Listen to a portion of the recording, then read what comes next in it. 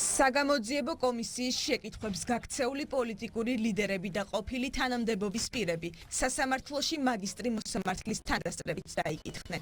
ლელოს ლიდერი ბადრი ჯაფარიძეს ხდომაზე გამოუცხადებლობას კანონდარღვევად არ მიიჩნევს. თავდაცვის ყოფილი მინისტრი ირაკლი ოქრუაშვილი კი საგამოძიებო კომისიასაც და სასამართლოსაც ცირკს უწოდებს.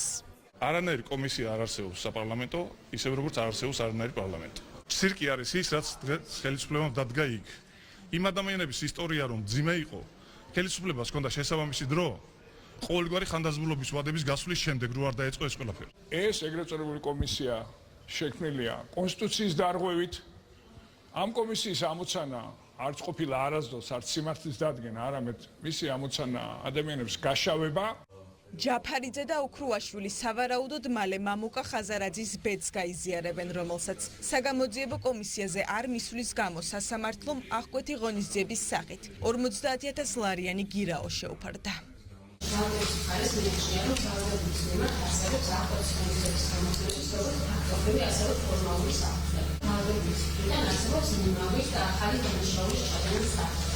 საქმის მასალებით ხილდება მთავრობის საკმაოდ ხშირად ყვეთ საქართველოს სახელმწიფოს საკუთარ შესაბამისად არსებობს არამხოლოდ ვარაუდი, არამედ ფაქტი, რომ მას კავშირდება საზღვარგარეთ და თარგმნობდა მომავალში აადვილებს მისი მხრიდან მიმავალ სისტემის რეალიზებას. ის რომ საგამოძიებო კომისიაზე არ მისვლა სისხლის სამართლის პასუხისმგებლობა ბრალდებულებმა წინასწარ იცოდნენ, თუმცა მამუკა ხაზარაძეს შეფარდებულ გირაოს მაინც პოლიტიკურ საქმიანობას უკავშირებს და მისი დისკრედიტაციის ცდილობებზე საუბრობს.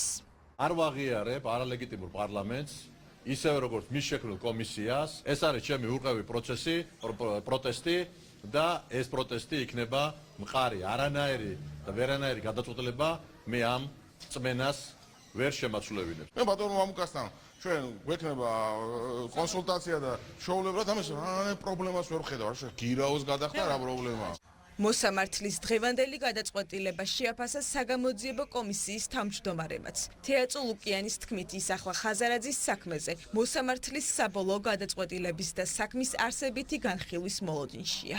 ეხლა ჩვენ დაველოდებით არსებით განხილვას და იქ უკვე როგორც იცით შესაძლებელია რომ მოსამართლემ გადაწყვიტოს რამდენიმე გადაწყვეტილება მიიღოს, რამდენიმე ვარიანტი აქვს გადაწყვეტილებისა უკვე არსებითი განხილვის შედეგად, მათ შორის ამ ვარიანტებს შორის არის სისხლის სამართლის ჯარიმა და ასევე პატიმრობა 1 წლამდე. მართველი გუნდისთვის კი საგამოძიებო კომისიაზე გამოუცხადებლობა სახელმწიფოს არ აღიარებას ნიშნავს, რაც ნებისმიერი პირის შემთხვევაში კანონით გათვალისწინებული ნორმებით ისჯება.